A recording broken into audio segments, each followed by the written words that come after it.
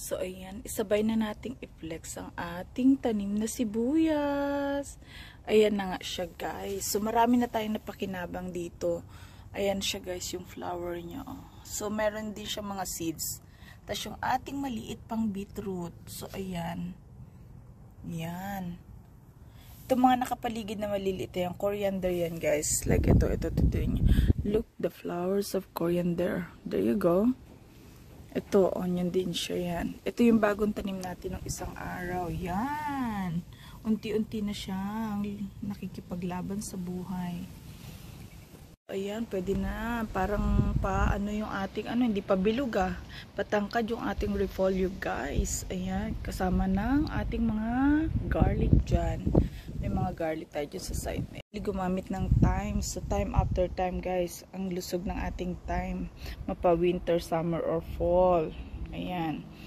Guys, ngayong ating, kahit na araw-araw nating harvestan na ating watercress. One of my favorite salad ever. Meron tayo yung parsley na malusog, parang sininang. Ito guys, coriander naman to. Pag nakita nyo, medyo maliliit lang siya. Yan yung mga nasa baba na yung coriander. Tapos may mga lettuce tayo dyan. Kita nyo naman. Ayan. Lettuce guys. So, ayun pa yung iba. Coriander yan guys. So, sa side na to, may mga parsley tayo. Tsaka patatas guys. Ayan. Parsley at patatas yan. Ayan nga ang ating beautiful beetroot. Ayan, tinan nyo. Pag nakita nyo bakit na yan, nakukuhanan natin yung panggamit natin. Alam nyo guys, pag bagong harvest ang coriander, mas mabango. My goodness.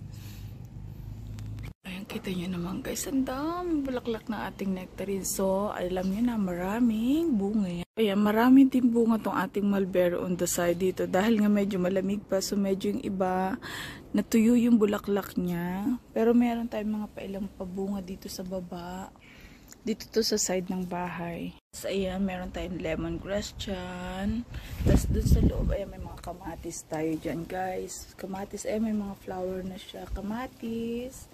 Meron tayo dyan, yan, mga paunting halaman.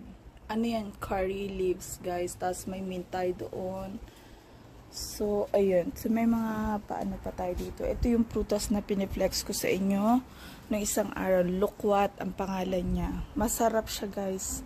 Ang kaagaw lang natin dyan ay ibon. So, ayun. So, nectarine pa rin to guys. Yung wala pang dahon doon, apples yan. Ito, nectarine din. So, ayun na nga. Thank you for watching guys. Hanggang sa uulitin. God bless us all.